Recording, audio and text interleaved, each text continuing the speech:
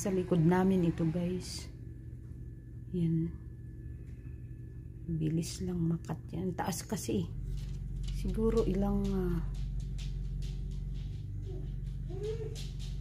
palapag yan. Mga 3 palapag ang taas ng puno.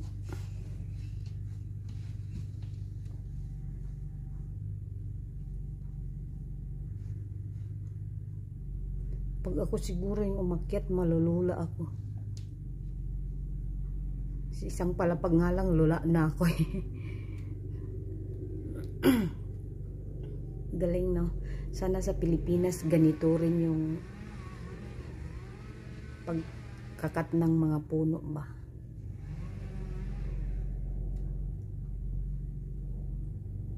Yan.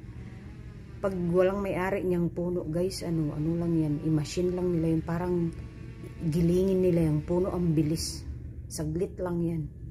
Kaso mayroong may-ari, so ang tinatabas lang nila yung side ng daanan ng yung pag-aari ng gobyerno ba. Yan sa loob ng may-ari ng lupa at may bahay, hindi nila itatabas yan. Sa side lang ng alley road ng daan ng itabasan nila. Unless na mag-request yung may-ari ng puno na tabasan nila yun dun sa loob, pero may babayad sila. May bayad yan. Pero dito, yung pagtabas nila, walang bayad yan kasi government eh. Pero pag ikaw may puno ka dito, magtawag ka lang yan, ganyan sila. Yan, may bayad yan.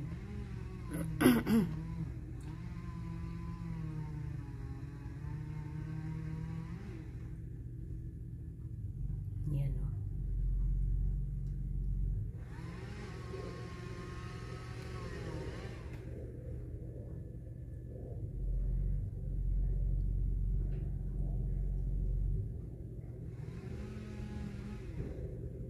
Galing, ang bilis.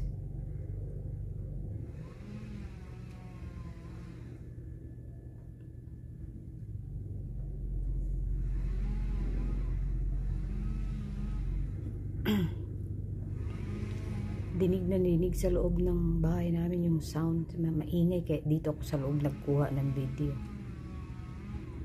Yan o. Ang galing.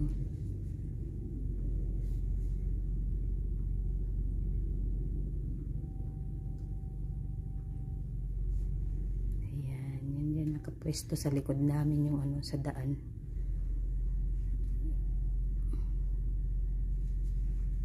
Yan, pataas na siya ng pataas. Parang ako yung nauumay.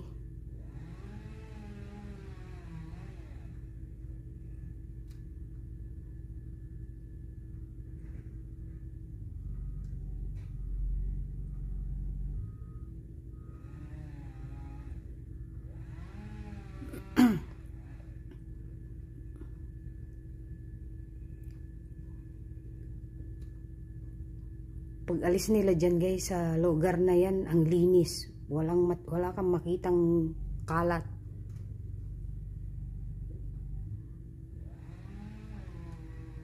Kasi yung mga kahoy ipasok nila dun sa machine na parang mag-grind ba yung kahoy.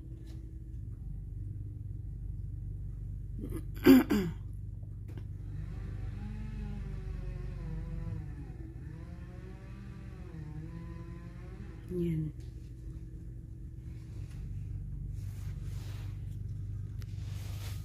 Ang ganda pa man din sana yung puno kasi yan guys, pag naspatan siya ng araw, talagang dilaw na dilaw siya.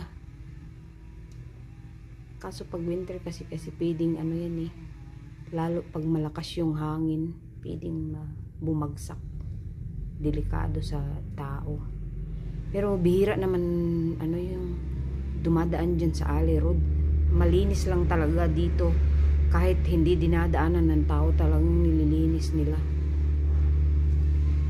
Alley road dito. Ang alley road dito guys, ako lang ata ang dumadaan dyan eh.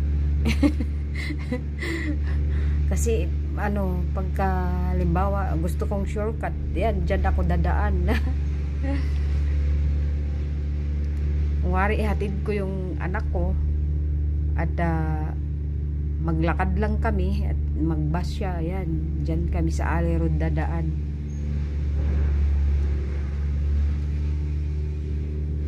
O kaya pupunta ko doon sa kaibigan namin, ano yan mabilis lang, shortcut, o dyan ako dadaan sa Alley Road. So parang ako lang nga yung nagdadaan dyan sa Alley Road na yan. Pero guys, ano yan, dalawang truck ang pwedeng magsalubong. Yung Alley Road nila dito maluwag. Hindi tulad sa atin, yung Alley Road is tao lang ata ang magkasalubong or isang tricycle lang hindi pwedeng magsalubong.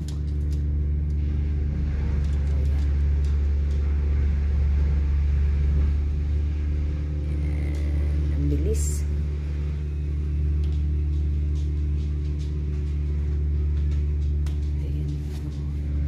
Tawag nila surgery, 3 surgery. Yan. Ganda ng mga kulay ng mga puno dito ngayon. So talagang malapit na ang snow. Ayan o, yan sa likod namin ito guys, sa backyard ba, diba ang ganda ng kulay, ang ganda ng kulay ng puno ng kahoy.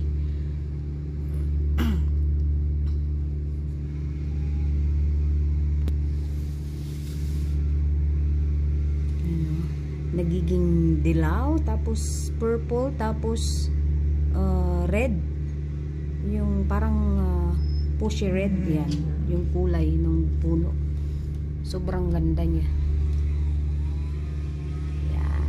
Yang pinuputol, dilaw naman siya buong ano, pagka bago mag winter, lahat yan magiging dilaw.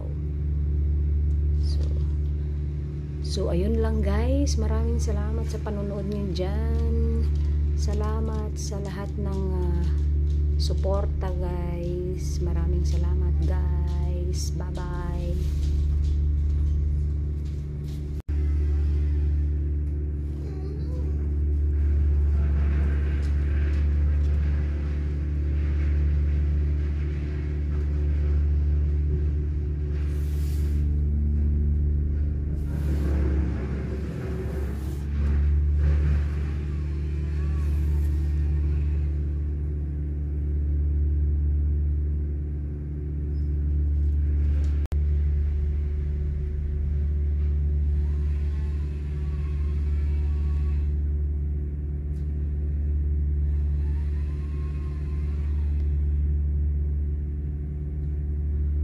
Malayo ito guys ha, nasa loob ako ng bahay.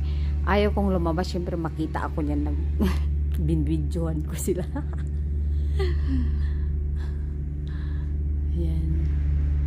Ang napansin ko dito guys, pag sa Pilipinas yung ganyan, kung mari, kasi grupo man yan sila magganyan. Tapos pag nadaan ka, di ba sa atin sa mga construction site, pag nadaan ka, yung iba, experience ko ito ha, hindi ako ano ng ibang kwento.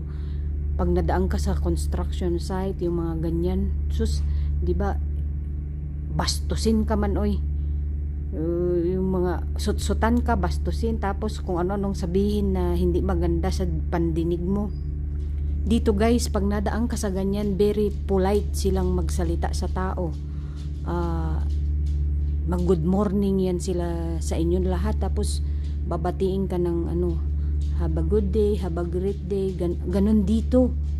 Sa atin, experience ko dyan sa ano, sa Pilipinas, nung nasa Pilipinas ako, kahit saan lugar guys, mapaprobinsya o Manila, basta nadaan ka sa mga tulad ng mga construction na site, sus, andyan na yung sutsutan ako, kahit sinong dadaan, mga babae, ganyan, sutsutan, tapos kung ano nung sasabihin na hindi ba magkaaya-ayang pakinggan, yung bastos ba ang mga salita. Ang ano, dito guys, walang ganyan, wala akong na-experience na ganyan, puro very sila, very nice, masalubong mo, hindi mo kilala, good morning yan, Ganun yung ano dito. Sa atin, pag nadaan ka sa ano, isang site, minsan dyan sa Pasong Tamo sa Manila, nadaan ako may sus, lahat na ata ng kabastusan na ano, narinig ko na yung mga salita. Kahit ang layo-layo nila, nakikita ka lang nilang dumadaan. Oh.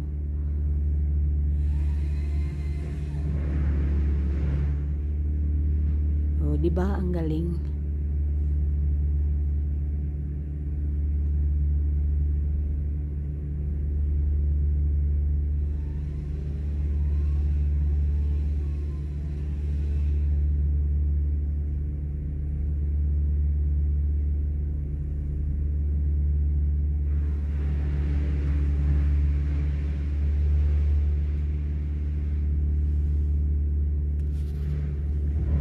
Parang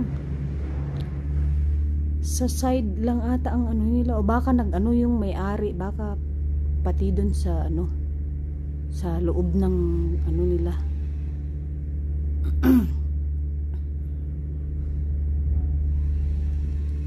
Pero kung hindi putulin yung kabila, ibig sabihin sa ano lang, dito lang sa side ng Alley Road.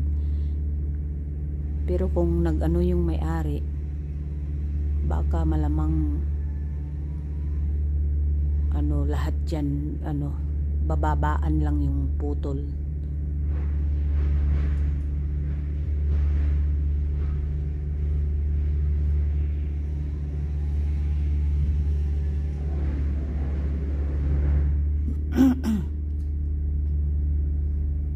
Diba ang galing? Dito guys, walang kahirap-hirap, pati yung construction, wala man silang bubuhatin, puro machine man yung ano nila.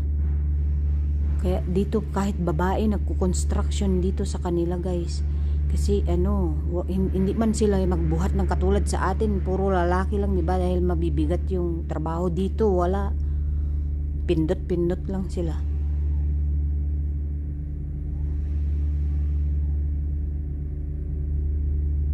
Tapos ang bilis ng construction dito. Hindi sila nagsasayang ng ano ba, ng oras.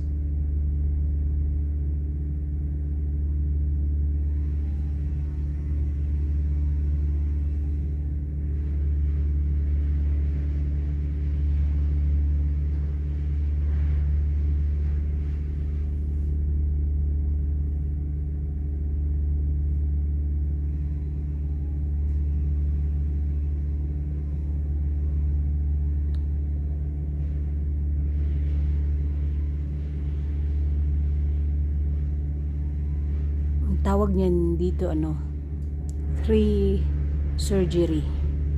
Yan. Meron pa yun guys, ano, yung hindi ko kasi nakuhanan dati, yung pag nandun ka sa area ng mga daan sa highway, ang bilis niyan guys, yung puno na yan, minuto lang yan, yung mayroon silang machine dito na parang pagka kinain yung puno, giniling na yung puno, pwede mo na siyang ano, pang ano, kasing laki na ng mga uling pagbaba. Hindi mo na makita yung mga kahoy kasi ilalagay na yun sa mga sako, ganun. Ipapile nila, ilagay sa diretso sa truck yun. Sa atin sako ilagay, pero dito may lagayan sila kasi parang pinapile nila yun. Tapos ano, pag may lagayan na ano, yan ata yung parang nilalagay, binibinta, nilalagay sa ano, sa mga plastic bag, tapos pwede mong pang flavor sa pag nag-ihaw ka guys, ganun, maganda, masarap yung taste nung iihawin mo na may flavor, lalo na yung maple tree guys, at saka yung cherry tree, ano yun dito, pag natuyo, ano nila yun, kasi pwede mong ihalo dun sa yung grilled mo, isali mo doon para mag-flavor yung niluluto mo. Yun yung mga ano ko dito.